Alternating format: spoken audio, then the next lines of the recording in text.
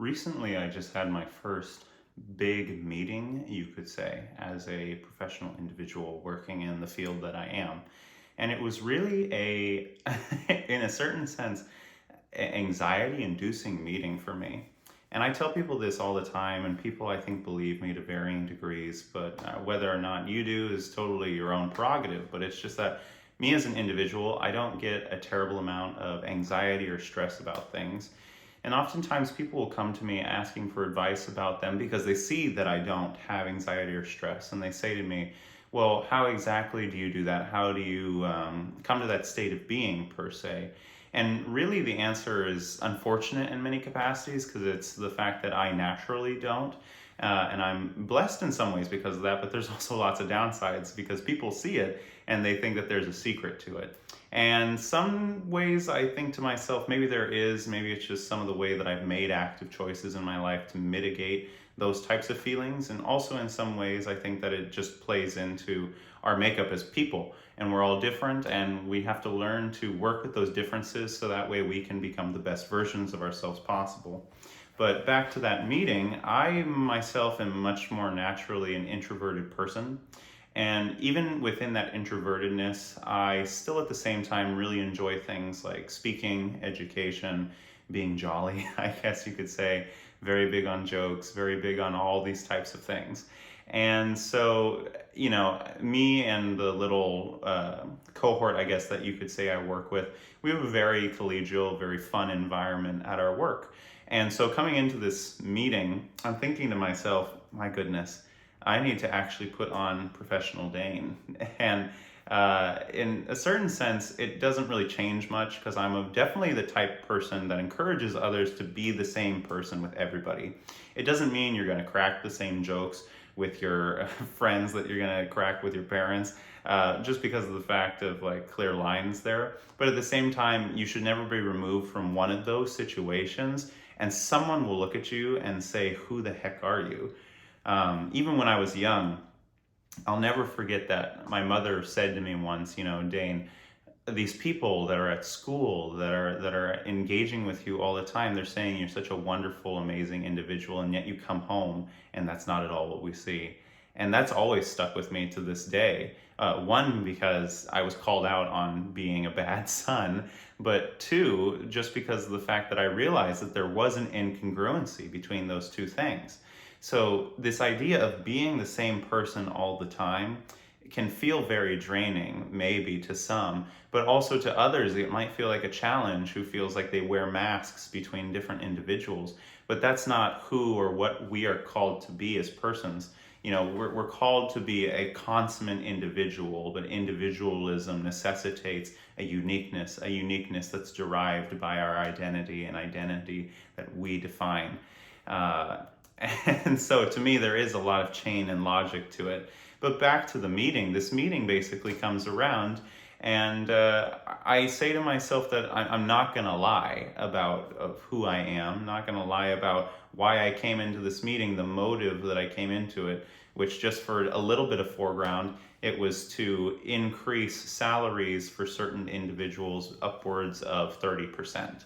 Which is drastic, obviously, but those same individuals hadn't gotten any type of increase in salary in the last decade. And so I felt that it was more than worthy for me to be their champion in this situation. So I go into the meeting and I feel very comfortable, to be honest. I feel very comfortable, and there's that excitement of saying I'm about to do something not for me but for others, because it really didn't have an impact on me in a large regard. But I'm about to do this thing for other individuals, and yet still with that excitement, I felt that rigidity coming on of saying like, oh, there's a mission here. There's a specific directive that I'm taking. There's a specific purpose that I have to come out of this meeting with. And yet, at the same time, none of those factors in necessity are technically all that important.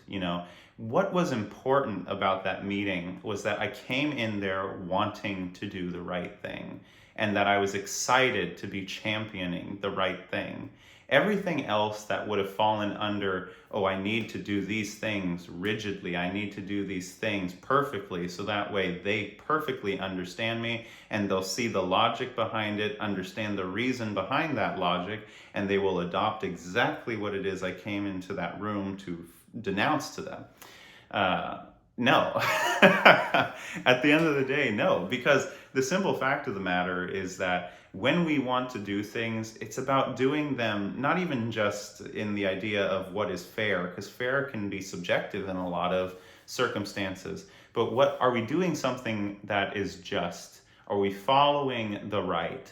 And going into that, I knew that I was. Now, there's other situations in my life, as specifically a musician, where there's that performing aspect, where all of that work that I'm talking about in the performance of the speaking would have taken place prior in the practice, right? Am I practicing rightly? Am I practicing justly? Because by the time I then get to the performance, regardless of my performance anxiety, I know what I'm about to reproduce for these individuals is the best capacity that I could have reproduced, right? Because the idea of that miracle performance, sure, they still do exist, they still do happen, but at the same time, even the most miraculous of performers are underpinned by the most miraculous of work ethics. And that is the just and right thing to do when they are making their entire living off of performing. So, I mean, that in itself is just a great homiletic in some ways. So, coming out of this, what do you say? You say to yourself this: irregardless of the comfortable, irregardless of the rigid, irregardless of the excitement, and irregardless of any factor, is what you're doing the right thing to do? Is being different persons with different people right? Is finding yourself in a scenario where you're putting yourself at a disadvantage because of your own ill preparedness right? How does that rightness impact others? And again, obviously, my definition of the right is very clear and defined because of my beliefs. And for others, they might not be. They might be more ambiguous. But still, I think that people that live in ambiguity can find more of the right.